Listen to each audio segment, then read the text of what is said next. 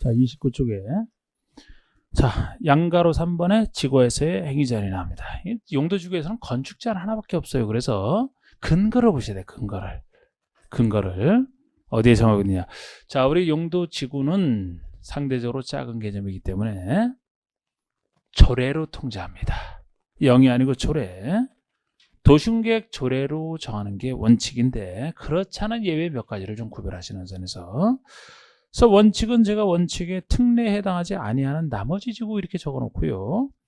특광시군의 도시계획 조례를 규정한다는 거예요. 조례로 통제한다는 얘기인데 특례를 따로 보시면 돼요. 예외를. 특례를 보시면은 특례를 따로 적어놨잖아. 여기에 해당되는 건 따로 기억하시고 여기에 해당하지 않으면 조례 이렇게 보시면 된다고 했어요. 그리고 여기에 해당하는 것도 각각의 예외를 인정하는 취지를 이해하셔가지고 예를 들어 고도지구는 높이를 통제하는 게 고도지구이기 때문에 고도가 핵심이에요. 고도가 여기서는 핵심입니다. 핵심이라 높이를 관리기로 직접 정하겠다 보시면 돼요. 왜? 핵심이라.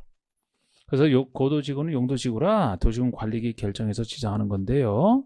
다른 건 다 힘들게 관리계획 세워서 하면서 높이가 핵심인데 높이를 조례에 맡긴다. 이거는 말이 안 된다 했죠. 높이 자체도 관리로 직접 정하라. 핵심이니까.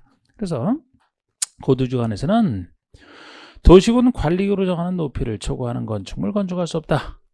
최고 높이니까 이거를 초과하는 걸 못 찍을 텐데 그죠? 무엇으로 정하는 높이냐? 이 근거를 항상 보시란 말이에요. 근거를 도시군 관리기로 정한다는 점에서 예외가 되겠습니다. 그리고 B, C번이 취락지구 얘기거든요.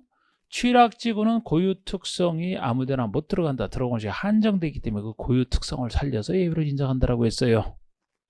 그러면 자연 취락지구라면 녹지와 비도시 지역에 들어가는 걸로 배웠기 때문에 지역에 대한 근거는 원칙이 대통령령이었다. 그래서 자연 취락지구에서의 건축물 그 밖에 있어야 용도 종류 등에 대해 제한에 관해서는 취락지구 지정 목적 범위에서 대통령령으로 따로 정한다. 그래서 대통령령에 나와 있고 대통령령에 나와 있기 때문에 우리가 내용을 볼 수 있는데 이것이 이제 4층이야 제한 들어간다. 이렇게 앞에서 했던 겁니다.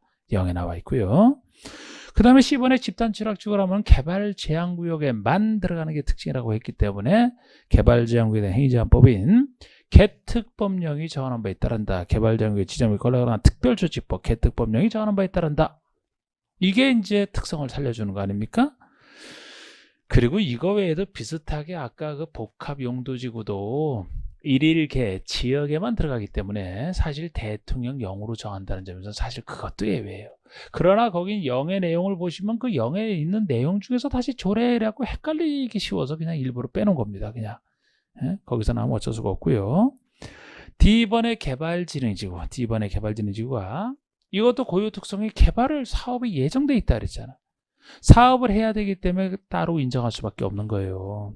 어느 곳에 이 목적이든 개발진흥 그 목적이든 사업을 현재 할 수 있는 땅이냐 없는 땅이냐.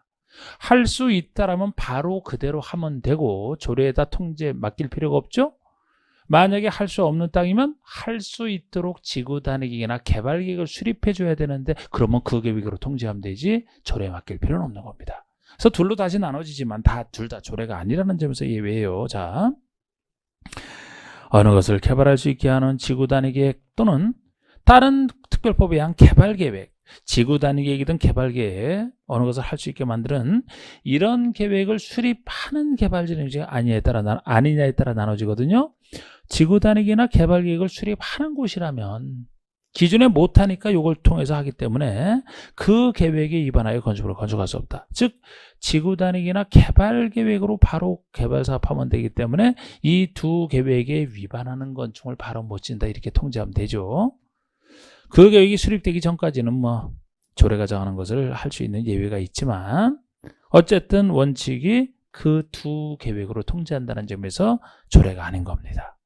그리고 그 다음 나오는 것은 지구 단위 또는 개발을 수립하지 아니하는 개발진흥지구라면 기존의 행위 제한상 할 수 있기 때문에 이거를 수립할 필요가 없어서 수립을 안 하는 개발진흥지구라면은 그 용도 지역에서 허용되는 건축을 바로 지으면 돼요. 허용이 된다는 얘기니까 이거 바로 지으면 되지 조례 아니잖아.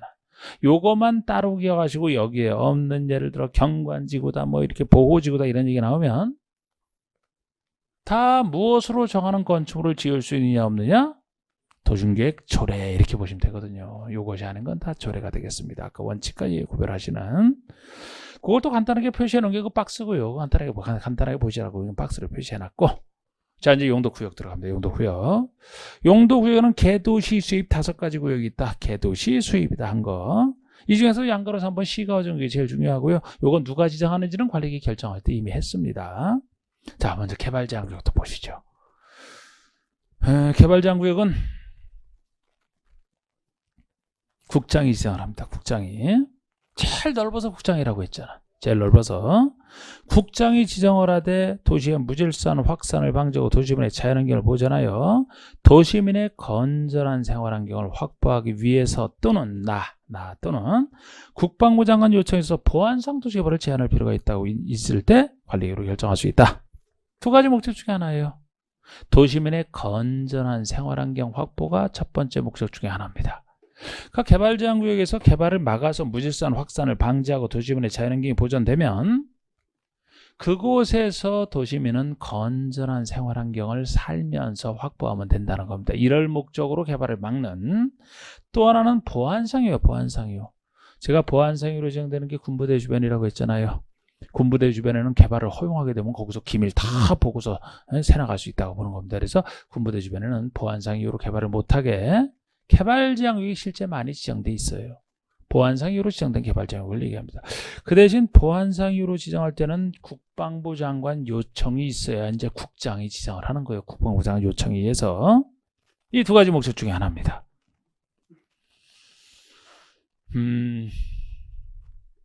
행위제한 이렇게만 나와 있지, 행위제한은 따로 법률로 정하라 이렇게 돼 있어서 따로 내용이 국회법엔 없어요. 뜻만 나와 있지. 행위제한까지 시험 나와 있는 게 시가와 중격 3번밖에 없잖아요. 그래서 내용도 많고 그렇잖아요. 다른 건 다 특별법이죠. 여기는 이제 따로 정하고 있는 법률이 개특법이 있잖아요. 그래서 개발제한구역이다 그러면 개특법을 보셔야 이제 자세한 행위제한 내용이 나와 있는 겁니다. 이렇게 행위제한 근거만 나와 있잖아요. 2번째 비슷한 1번과 비슷한 도시 자연공원구역. 이름을 분석하면 자연공원으로 유지하는데 그 앞에 도시가 붙어 있으니까 도시지역에 있는 자연공원인 땅이다 이렇게 분석이 되거든요. 요거는 개발제한구역에 비슷하지만 훨씬 대상이 작아요. 개발제한은 아주 넓은 데 비해서 도시 자연공원구역은 글쎄 자연공원으로 하나 만들겠다는 얘기거든. 자연공원으로 산 하나에 만드는 거예요. 산지 하나. 그래서 규모가 훨씬 작기 때문에 원칙적 관리계획 결정권자인 시도지사 대도시장이 하는 것이지 예외가 해당되는 게 아닙니다. 이거는. 그래서 시도지사 대도시장이라고 배웠잖아요. 우리 앞에서요. 요 사람은 도시의 자연환경 및 경관을 보호하고 도시의 자연환경과 경관을 보호하고 도시민에게 건전한 여가 휴식 공간을 제공하기 위하여. 이게 지정 목적이거든요. 그래서 아까 개발제한과 아주 비슷한 거예요. 목적이. 둘 다 건전한 얘기 들어가는 건 이 2가지밖에 없잖아. 그런데 아까 개발제한구역은 건전한 생활환경 확보가 목적이고요. 요거는 건전한 여가 휴식 공간 제공이 목적이잖아. 훨씬 좁잖아. 그래서 이게 생활환경은 거기서 살면서 그 생활의 환경이 되는 걸 얘기하고요. 그러니까 넓은 개발제한구역이고 요거는 자연공원에서 살겠다는 얘기가 아니고 다른 곳에 사는 사람이 자연공원에 와서 여가 휴식용으로 잠깐 쓰라는 겁니다. 산에 와서 힐링하라는 얘기죠. 그래서 여가 휴식 공간밖에 안 돼. 이거는 생활환경이 아니고 이렇게 차이가 납니다. 비슷하지만 어디에 지정하는지가 나와 있죠. 대상지역이 도시지역 안에 식생이 양호한 산지의 개발을 제한한다. 개발을 제한한다는 얘기 똑같잖아. 둘이. 근데 대상이 이렇게 다르지 않습니까? 산지 하나요, 산지 하나. 이 산지 개발을 막겠다는 겁니다. 그것도 식생이 양호한 산지, 개발하기 아까운 산지, 어디에 있는? 도시 지역에 있는 것만 전제로 해서. 그래서 자연공원 앞에 도시가 붙어 있어요. 다른 곳은 안 됩니다. 도시 지역에 있는 이 식생이 양호한 산지의 개발을 막아서 그곳에 와서 여가 휴식 공간에 쓰라는 겁니다. 이럴 필요가 있을 때 도시 자연공원 구역의 지정 변경을 도시군 관리구로 결정할 수 있다. 도시 지역에 있는 식생 양원 산지 개발을 막을 필요가 있을 때. 확인은 안 해봤지만 우리 서울이라면 어디쯤에 이게 지정돼 있을 것 같아요? 남산. 그럴듯한데 남산? 일단 남산까지만 합시다. 나머지 확인이 안 되니까. 거기 남산은 확실히 돼 있을 것 같아, 제 생각에. 확실히 확인해 보려면 이제 그쪽에 어디 땅 가지고서 토지용계 확인서 하나 띄워보면 이제 나오죠. 나오면 이거 지정돼 있으면 이게 표시가 돼 있으니까. 그럴 것 같네, 남산 정도. 자, 역시 행위제한 따로 정하고 있어요. 개발과 비슷해. 여기 따로 정해진 법률이 도시공업 및 녹지대에 대한 법률이에요. 도시공업 및 녹지대에 대한 법률. 이 법률의 내용을 제가 한번 들어가 봤는데 개특법이랑 거의 같아, 내용이. 예, 개특법이랑 거의 같습니다. 아주 둘이 비슷한 거예요. 자, 이제 3번의 시가와정역이 제일 별표가 3개 돼 있는데, 그죠? 이거는 이제 여특뿐만 아니고 행위제한도 국회부터 직접 정하고 있기 때문에 그래서 내용도 많아지죠. 먼저 뜻부터 보셔야 되는데, 자, 이건 한번 뭐 중요한 내용이고 다 써볼까요?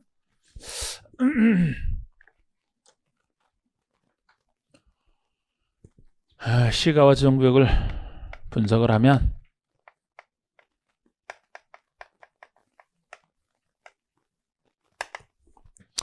자, 구역자 중에서 시가화를 조정하겠다는 구역이기 때문에 시가화된다는 게 어느 곳이 이제 개발화된다, 시가지화된다는 게 시가화된다는 거예요. 시가지화된다, 개발된다. 왜 이거를 조정하느냐? 이 시가화 진행되는 속도가 너무 빨라서 너무 시가지가 무질서하게 진행되기 때문에 너무 급격하게 갑자기 개발이 팍 되면 여러 가지 단점들이 많이 나오기 때문에 시가화 진행되는 속도를 늦춰서 속도를 조정해서 안정적 개발을 유도하겠다. 이렇게 시간에 따라 갑자기 개발되는 것을 안정적 개발을 유도하겠다는 얘기지. 그래서 말 그대로 분석은 그렇게 되는 겁니다. 그래서 무질서한 시가화를 방지하고 이 말이 들어가는 거예요. 목적 중에서. 아까 제가 개발지향국에서는 뭐 무질서한 확산 방지는 있었어요. 도시의 무질서한 확산 방지. 근데 여기서 무질서한 시가화 방지지. 말 그대로 해석하시면 돼요. 그쪽과 헷갈리지 말고. 그대로 해석하시면 돼요. 하여튼 그런 곳이기 때문에 요거 제가 지정하는 것 자체는 요건 꼭 넓은 게 아니기 때문에 보통의 관리기 결정권자인 시도사가 지정한다. 근데 예외적으로 국장이 하는 경우라면은 국가가 연계가 필요한 요 말이 들어갔을 때만이라고 했죠. 우리 계획 결정할 때 그걸 여기서도 쓰면 되고, 어디에 지정하는지 대상은 어디에 지정하느냐 하면은 글쎄 무질서한 시가저가 일어날 수 있는 곳 아닙니까? 지역 중에서. 지역이 항상 기본으로 깔려 있으니까. 그럼 무질서한 시가저가 일어날 수 있는 지역이라면 어디가 돼요? 도시지역이죠. 도시지역. 도시지역이면서 주변 지역도 가능해요. 도시지역만 무질서하게 시가저가 진행될 수 있는 건 아니고, 도시지역은 아니지만 도시지역의 주변에 있는 지역이면 역시 도시지역의 영향을 받아서 역시 무질서하게 시가저가 진행될 수는 있다. 이렇게 보는 거 아닙니까? 그래서 주로 여기에 지정되는 것이 어디 도시개발할 때 그 주변 지역이 돼요. 도시개발을 한다면 그 도시개발 구역인 도시지역만 개발을 해야 되거든. 그 옆에 있는 것이 덩달아 개발될까 봐. 주변 지역이 주로 신도시 개발할 때 그 주변 지역에 많이 지정을 합니다. 여기가 대상이고요. 여기서 지정을 하게 되면 무엇으로 이 속도를 조정할 거냐. 조정하는 방법이 뭐냐 하시고요. 조정하는 방법이 시가와 유보기간을 통해서 합니다. 시가와 유보기간을 통해서 이 속도를 조정하겠다는 거예요. 이 말은 그대로 해석을 하면 기간은 기간인데 시가자랑 관련되어 있는 개발행위를 유보, 뒤로 미루는, 뭐 지금 못하는 게 유보라고 했잖아. 뒤로 미루니까 이걸 통해서 속도를 조정합니다. 그럼 이 정해진 시가와 유보기간이 있으면 이 기간 동안에 개발행위랑 관련된 시가자랑 관련된 개발행위는 다 금지가 되는 게 원칙이 되는 거예요. 그럼 속도가 자연스럽게 늦춰질 거 아닙니까? 이 기간 동안에 개발을 못하기 때문에.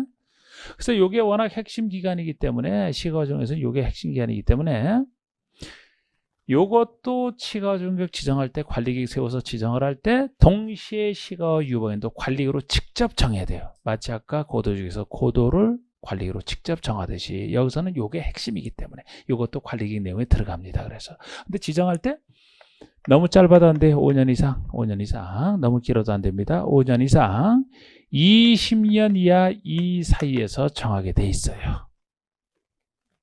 5년 이상 20년 사이에서 정하게 돼 있고, 이 기간 동안에만 조정규칙이 살아있기 때문에 여기랑 관련해서 구역의 실효 규정도 나오는 겁니다. 실효 규정.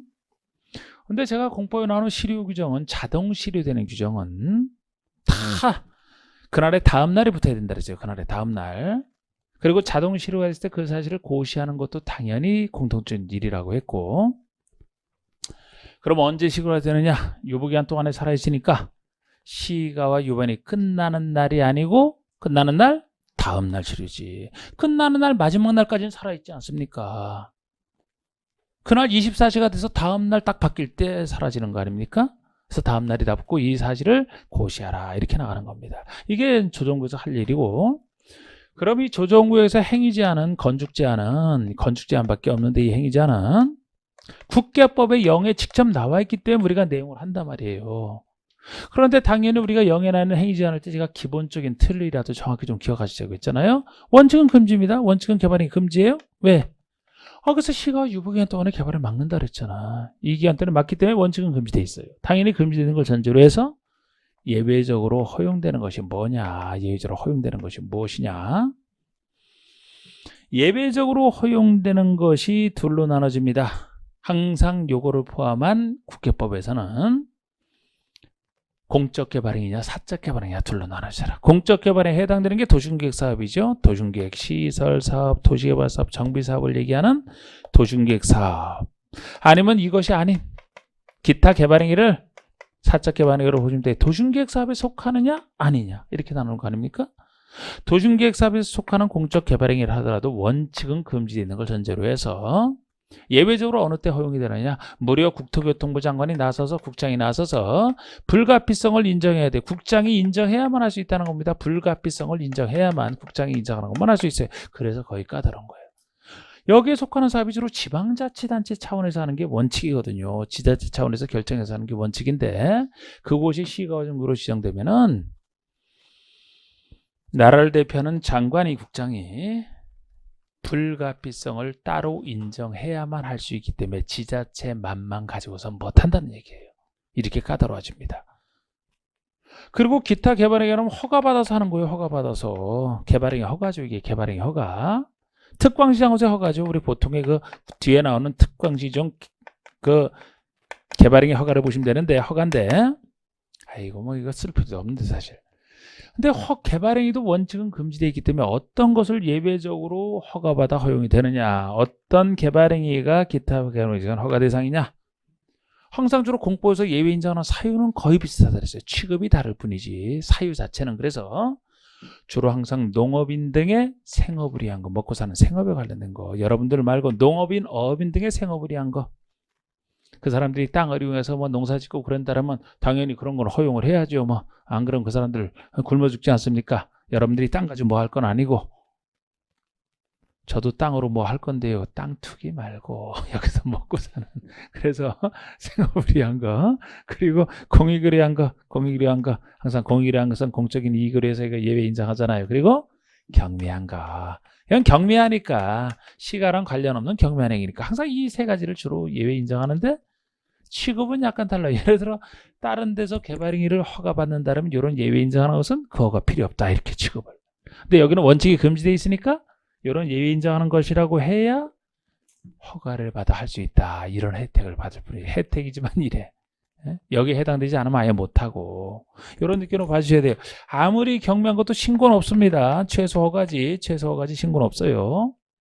그리고 무엇이 생업이냐 공익이냐 경미한 거, 이것은 0에서 쭉 있는데 그걸 어떻게 일일이 다 알겠습니까? 그냥 이런 거 느낌 잡아서 보시면 된다 그랬어요. 다 비슷하기 때문에.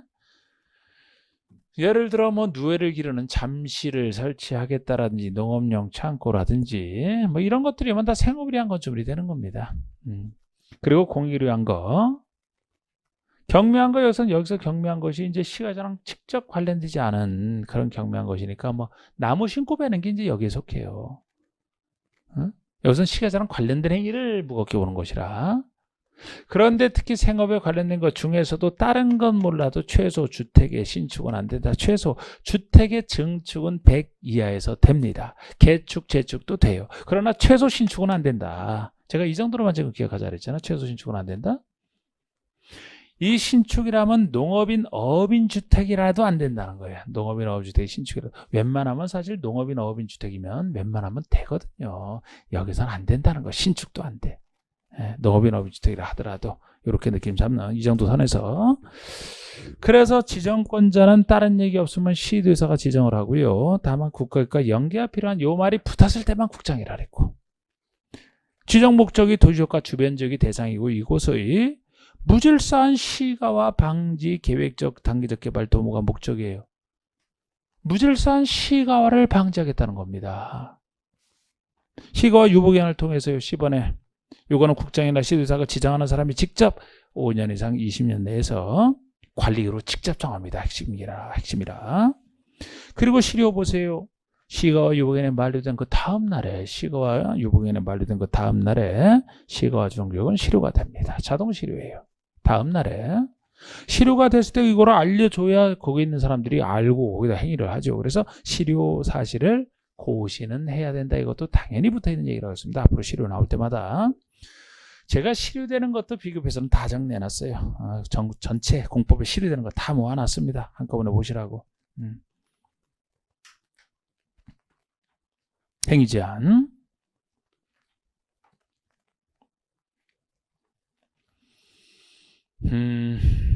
A, B 둘로 나눠져 있잖아. A가 도심계획사업, B가 도심계획사업 이외의 사업, 기타 개발행위라고 제가 표현했던 것이죠. 도심계획사업이지 아니냐 보시면 돼요.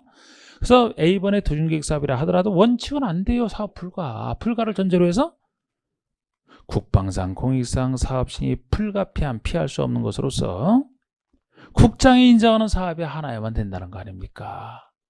그러면 도심계획사업 이외의 기타 개발행위라면 원칙은 안 되는 걸 전제로 해서 예외적으로 허가받을 대상이 여기서 허가가 특광시장하고서 그 개발행위 허가를 얘기하고요. 아무리 경미한 것도 신고는 없다라고 표시가 되어 있는데 점 3가지 나와 있는 게 첫 번째가 생업을 위한 거, 두 번째가 공익을 위한 거, 세 번째가 경면행위를 얘기한 거예요. 그 내용까지 제가 소개를 해놓은 거지. 제가 간단하게 쓴 거고. 첫 번째가 생업을 위한 거라면 농업이 어업용 건축을 짓겠다는 겁니다. 예를 들어 축사를 짓겠다, 퇴비사, 잠실, 누에기르는 잠실, 창고 등을 짓겠다 이런 거 허가받아 가능합니다. 왜? 생업을 위한 것이라. 그리고 두 번째 공익을 위한 건 마을 공동시설을 짓겠다, 여러 가지 공익시설을 짓겠다. 공익이 왜 안 되겠습니까? 허가받아서 가능해요. 공공시설 포함해서. 그거 외에도 주민의 생활을 영위하는 데 필요한 행위라고 해서 따로 있는데 이제 이때 괄호 속에 보시면은 주택이란 100 이하의 증축도 100을 넘길 수는 없어요. 100 이하의 증축. 주택의 부속 건축물은 주택 자체가 아니고 부속 건축물이라 기존 건축물의 33 이하의 신축도 되는 거지만 이건 부속 건축물일 뿐이고, 기존 건축물의 개축, 재축, 대손에서 기존 건축물 속에는 당연히 주택도 포함되어 있죠. 개축, 재축 다 됩니다. 그런데 뭐만 없느냐? 주택의 신축만 없는 거 아닙니까? 주택의 신축은 안 된다라고 제가 대표로 써놓은 것이고, 인목의 벌채, 조림, 육림, 나무를 심고 베고 키우는 거 시가자랑 직접 관련 없어요. 시가자랑 관련된 것은 주로 인구 늘어나게 건물 짓는 것들 아니겠습니까? 그래서 나무를 심고 베는 것은 여기서는 이제 경면행위 들어가는 거예요. 응? 토속의 지식을 원래 다른 데서는 큰일이지만 여기서는 경면행위란 말이에요. 이게 직접 인구랑 관련되는 건 아니기 때문에 이런 경면행위도 최소가 허가라는 겁니다. 이렇게 틀 잡는.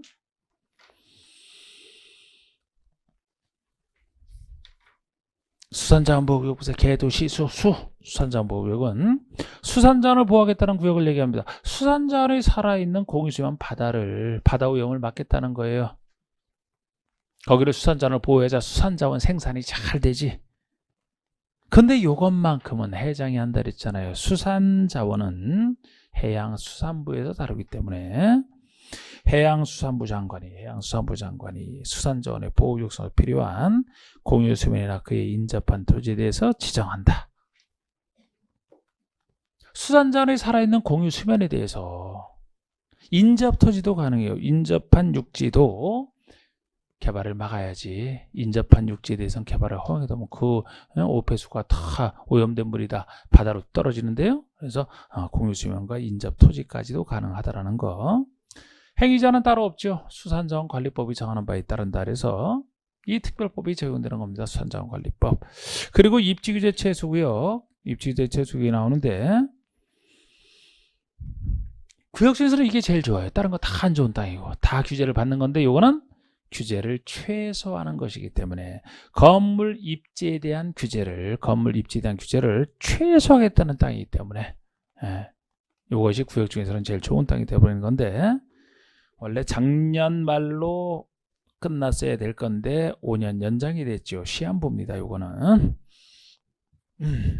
관리기 결정권자가 지정한다 이렇게 돼 있어요. 그냥 관리기 결정권자라고. 옛날엔 국장만이 하다가 지금 관리기 결정권자로 바꿔놨어요. 그럼 관리기 결정권자라면 주로 이제 시도의사, 대도의장이 한다는 얘기고, 뭐 국가기관 관련이 있으면 국장이 할 수도 있겠습니다만, 그냥 요거는 관리기 결정권자로 표시를 하고 있어요. 관리기 결정권자는 도시지역에서 복합적 토지용을 증진시켜 도시정비를 촉진하고 지역 거점을 육성할 필요가 있다고 인정되면 다음 지역과 주변 지역의 전부 내부에 지정할 수 있다. 입지에 대한 규제를 최소화하는 것만큼 규제가 최소화되면 그만큼 큰 건축이 들어설 수가 있거든요. 그래서 지정 목적이 도시 정비 촉진과 지역 거점 육성이 되는 겁니다. 도시의 어떤 정비를 촉진하려면 이 풀어주는 완화가 되어야 그만큼 정비가 촉진될 수가 있고 더 크게 지을 수 있으니까. 그리고 이렇게 규제를 최소화해야 지역의 중심이 되는 거점 육성으로 개발할 수가 있죠. 그래서 정비 촉진과 거점 육성이 목적이라 좋은 땅이 되는 것이고, 이렇게 도시 정비 촉진이나 지역 거점 육성할 만한 곳을 상상하시면 돼요. 지정할 수 있는 곳 박스가. 근데 요거를 한 번 냈는데 아주 어렵게 낸 적이 있어요. 5번을 갖고서 바꿔서 냈던 도시 경제 기반형 활성화 계획을 요거를 다른 형태로 바꿔서 틀리게 냈던. 아유, 아주 비가 번지였는데 너무 신경 쓰지 마세요. 요거. 단지 제가 여기서도 그냥 느낌 잡아서 1번에 뭐 도심부 도심 생활권 중심지금 당연히 거점으로 육성할 만하고요. 철도 역사 터미널 주변 등 이게 이제 지역 거점으로 육성할 필요가 있는 것들 상상하시면 되고, 4번에 예를 들어서 이게 정비가 시급한 곳이다 그러니까 이거 정비 촉진을 위해서 뭐 이런 것들 가능하다 보시면 되고, 5번도 그전엔 바꿔서 냈지만 다른 형태로 바꿔냈지만 이런 것도 있어요. 그런데 특히 3번에 제가 밑줄을 거는 곳이 그전에 이제 요 개념을 알아야 맞히는 문제는 괜찮죠. 이거는 대중교통지가 특별했으니까 한 번 이상하게 나와서 그렇지. 이거는 대중교통 결절지. 대중교통 결절지가 결절이 식물의 마디를 얘기한다 그랬잖아. 마디를. 맺어지는 절, 마디절. 마디에서 이 가지가 나오기 때문에 대중교통이 붙으면은 대중교통 중심지처럼 보시면 돼요. 적어도 3개 이상 노선이 교차되는. 3개 이상 노선이 교차되는, 적어도 3개 이상의 노선이 교차되는 것을 대중교통 결절지라고 합니다.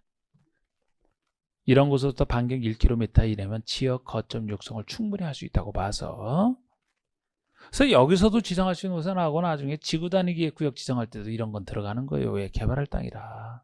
이런 개념 정도. 됐습니다. 여기 입지기재 최소구역은 그렇게 보시면 동그라미 3번이요. 동그라미 3번. 입지기재 최소구역이 지정됐으면 여기서 무엇을 어느 정도 풀어줄지는 입지규제 최소구역 계획으로 정한다는 그 얘기입니다. 마치 지구단위기 구역에서 지구단위기 세우듯이 입지규제 최소구역에서는 입지규제 최소구역 계획으로 풀어주는 것을 정하겠다는 겁니다. 그래서 이 계획 보면 알아. 이게 행위제한 틀입니다. 됐어요. 자, 5번 보세요. 5번. 5번은 둘 이상의 지역지구 구역에 걸치는 경우에 행위제한 별표 2개가 되어 있는데 1번이 대지가 걸칠 때요, 2번 건축에 걸칠 때 얘기가 나와 있습니다. 자, 요 얘기는 가끔 계산 문제 나오는 건데 특히 대지가 걸칠 때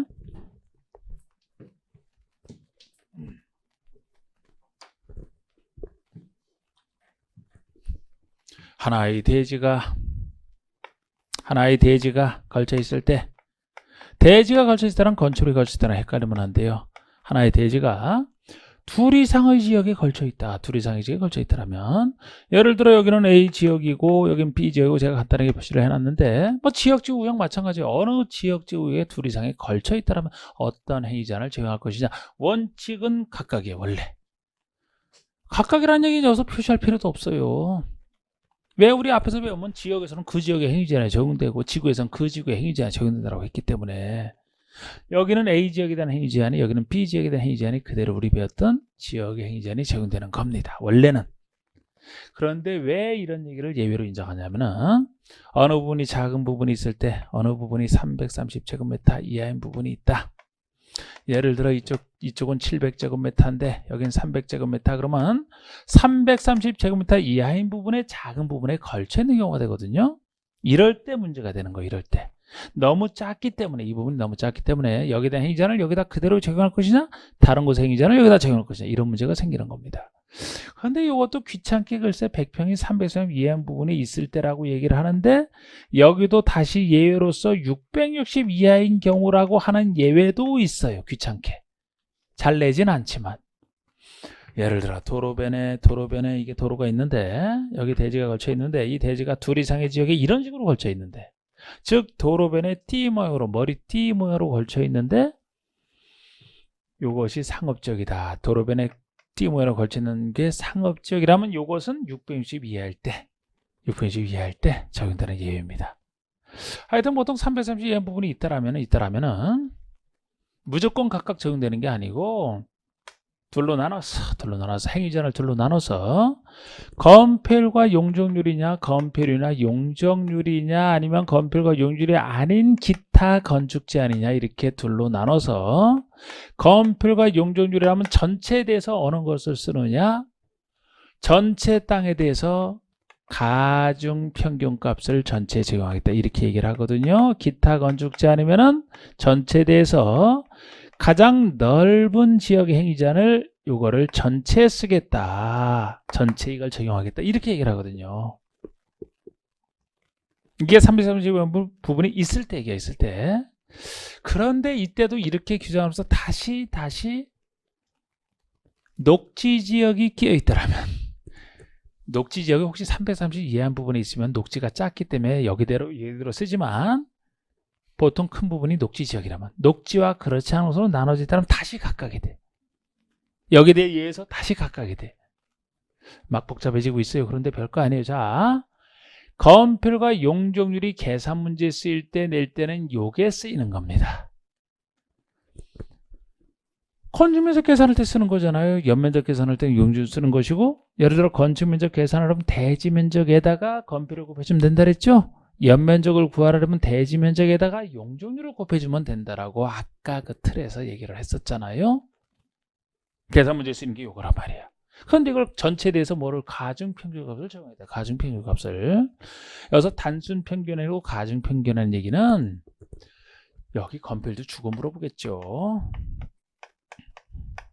이렇게 가정을 합시다. 최대 한도가 이렇게 주어진 상태에서 물어본다. 그러면서 가중평균값을 정한다는 얘기는 전체 면적분에 만약 건폐율만 따지면 전체 면적분에 700에 해당하는 건폐율 더하기 300에 해당하는 용적률 면적의 크기를 가중하겠다는 거예요. 크면 큰 것만큼 작으면 작은 것만큼 이게 가중평균값이 되거든요. 쉽게 말하면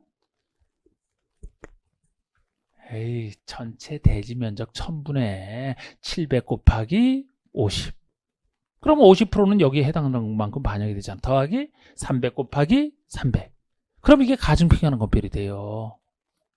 결국 가중평균하는 얘기는 각각의 건폐율을 각각의 지역에 적용해야 되는 얘기밖에 안 돼. 면적 크기를 고려하게 되니까. 그러면 자 보세요. 이게 없으면 어떻게 된다 그랬어요? 각각. 있어도 각각이 되는 거죠 지금? 가중평균 값이니까. 만약에 녹지가 끼어 있으면 원래 각각이라 그랬죠? 그러면 결론은 뭐냐 하면은 만약에 지금 그림 이렇게 주어진 상태에서 건축 면적을 구하라라고 만약에 나오게 되면 330 이하인 분이 있든 없든 신경 쓰지 마시라고. 녹지에 끼어 있든 말든 신경 쓸 필요가 없어요. 어느 경우나 다 똑같으니까. 결국 이쪽 건축면적 구하고 이쪽 건축면적 구해서 더해주면 끝이에요. 원래 각각인데 그래서 이래도 이게 가중평균값이 각각의 모습이 된다고 했으니까 어느 경우도 상관없어. 따지지 말고. 그러면 건축면적이 어떻게 되나요? 이쪽 건축면적은 700 곱하기 0.5 350이 되죠? 여기라면 얼마가 돼요? 300 곱하기 3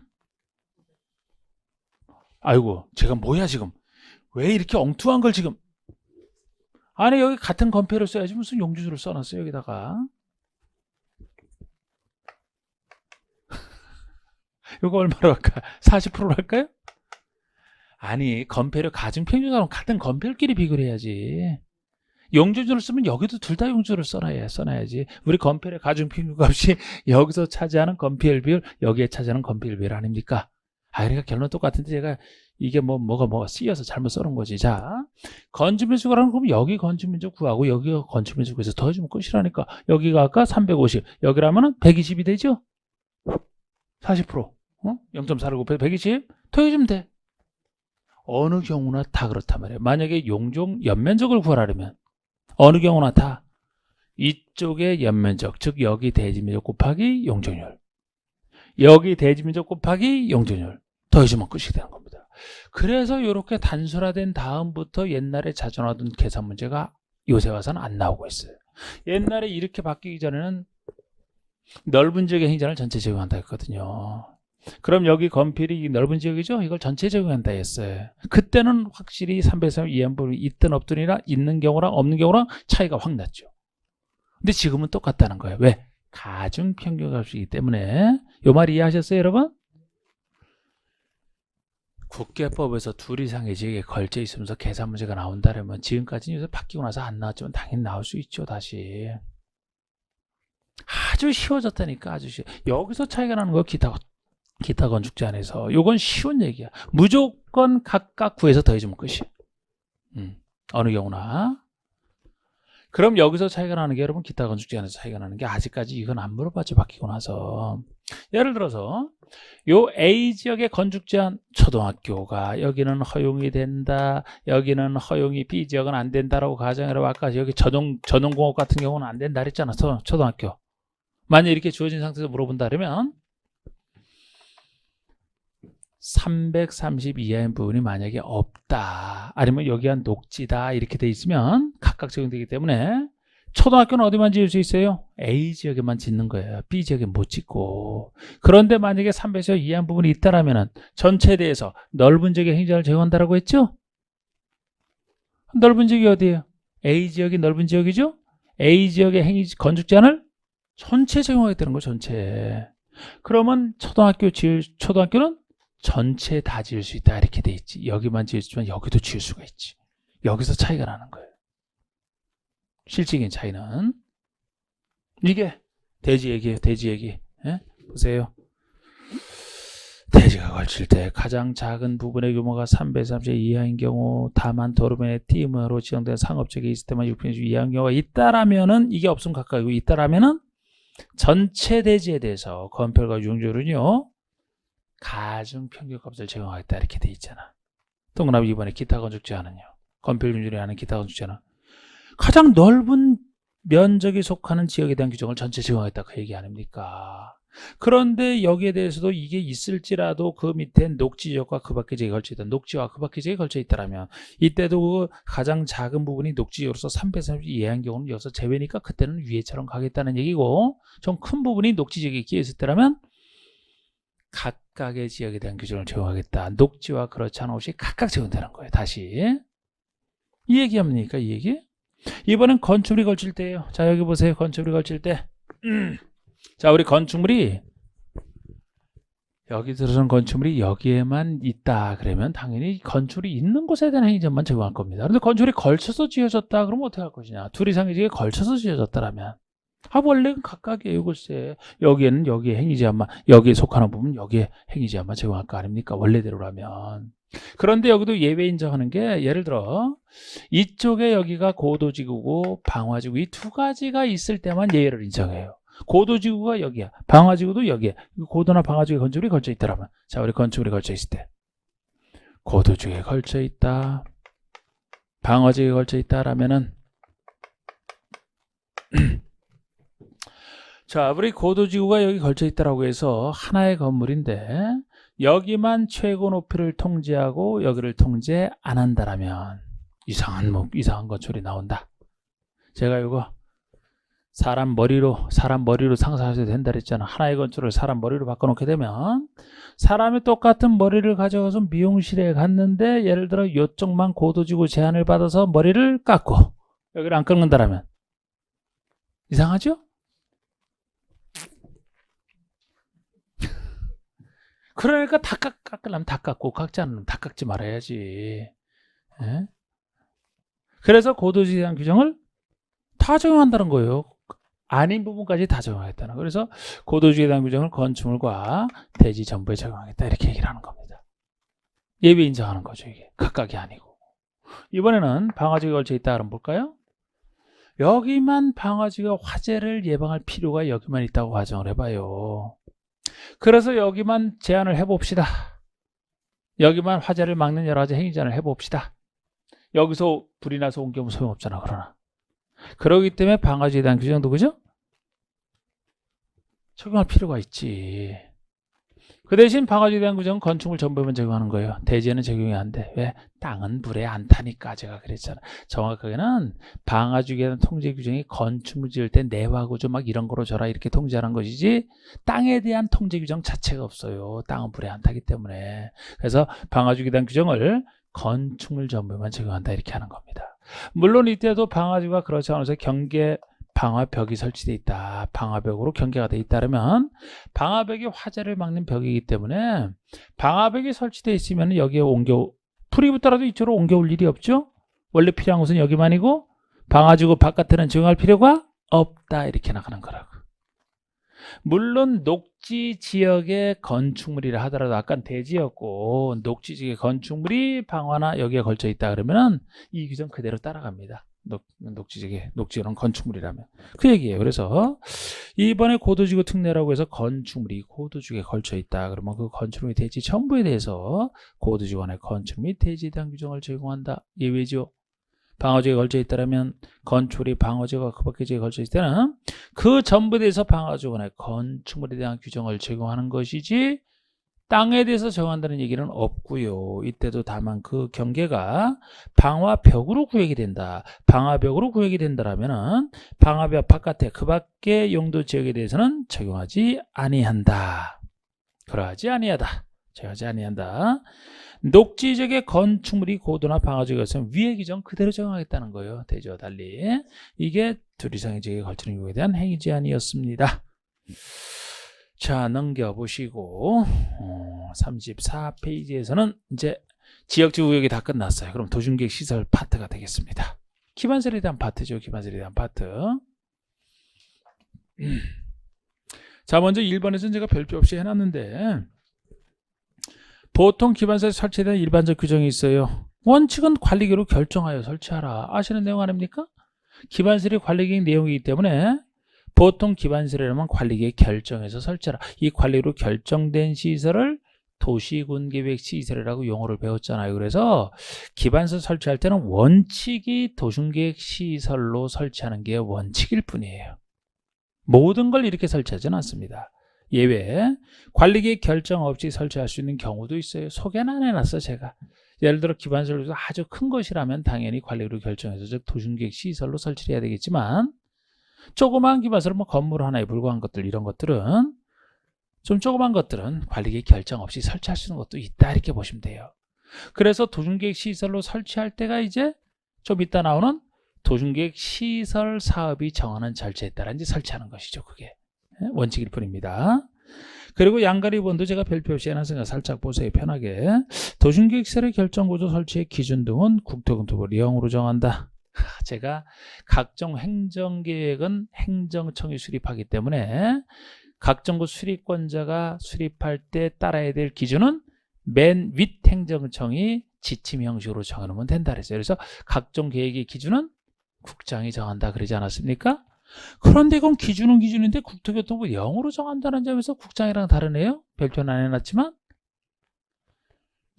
도심계획 시설을 설치할 때 쓰는 기준은 누가 따라야 되는 거예요? 도심계획 시설 사업 시행자가 따를 기준이에요. 시행자가. 이따 보시면 이 사업의 시행자는 행정청도 있지만 행정청이 아닌 자도 있거든요. 여러분들도 시행자가 될 수는 있잖아.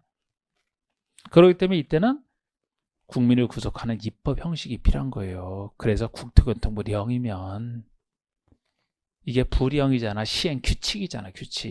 이런 입법 형식으로 해야 된다는 거지 이게. 아직까지 뭐 요렇게 낸다는 건 굉장히 어려운 것이라 안 냈지만 원리가 그런 원리예요. 각종 행정계획이면은 국민이 수립하는 건 없잖아. 다 행정청이 수립하지. 하여튼 행정청이 하는 것만 통제할 때는 국장이 정해주면 됩니다. 국장이 한다는 건 입법 형식이 아니잖아요. 지침이니까. 그런데 이렇게 이제 국민까지 구속해야 된다 그러면은 입법 형식으로 한단 말이에요. 규칙으로. 그리고 보통 이렇게 국토교통부령 규칙으로 정하지만 기준 중에서도 이번에 도심계획시설의 공중 및 지하의 설치 기준과 보상 등은 우리 설치 기준 중에서도 공중 및 지하에 설치할 때 기준, 이런 특수한 기준, 그리고 이 특수하게 설치할 때는 보상을 해줘야 되거든요. 국민에다 보상을 해줘야 되거든요. 요거는 입법 형식 중에서도 규칙이 아니고 법률로 제대로 정해주라 이거예요. 이거는 헌법 원리 때문에 헌법에서는 공익으로 해서 개인의 재산권을 침해할 수는 있어요. 공익으로 해서 예외적으로. 그 대신 공익으로 해서 개인의 재산권을 침해할 때는 법률로 제대로 정해서 보상해주라 그렇게 하고 있어요. 명령 규칙으로 할 수 있는 게 아니고 국민의 권리 보호를 위해서. 그래서 법률로 정한다 이렇게 돼 있는 겁니다. 예를 들어서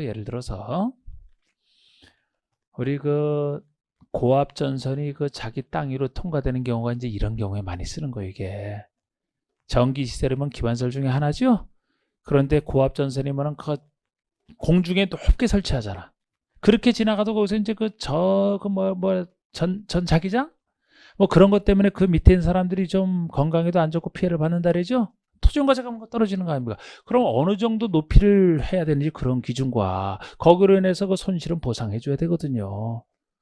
규칙으로 정할 게 아니고 국토부 명령으로 정할 게 아니고 법률로 제대로 정해주라는 거, 이런 특수한 것은. 그리고 이때 관리에 대한 규정도 있잖아요. 관리. 이 법들은 다른 분들의 특별한 규정이 있는 걸 제외하는 국가가 관리한다라면 국가 차원에서 관리하니까 관리에 대한 사항을 대통령이 0으로 정하라는 거예요. 0에서는 국유재산법상 중앙관서장이 각각 관리하라 이렇게 정해놨고요. 지자체가 관리한다면 지자체 조례로 정하라는 얘기지. 근데 이런 걸 평상시에 거의 안 내기 때문에 제가 별표를 안 해놓은 거예요. 그냥 이 정도는 그냥 보시라고 그냥 해놨습니다. 근데 정급해서 한다면 벌써 요약서에서도 제가 별표 위주로 좀 하는 게 정확히 별표 위주로 해놓고 시간 남을 때 별표 없는 거 좀 하시라 그랬죠. 그죠? 그래서 지금 그냥 여유있게 한번 설명을 해봤고 10분 쉰 다음에 나머지 들어가겠습니다. 별표 있는 것부터.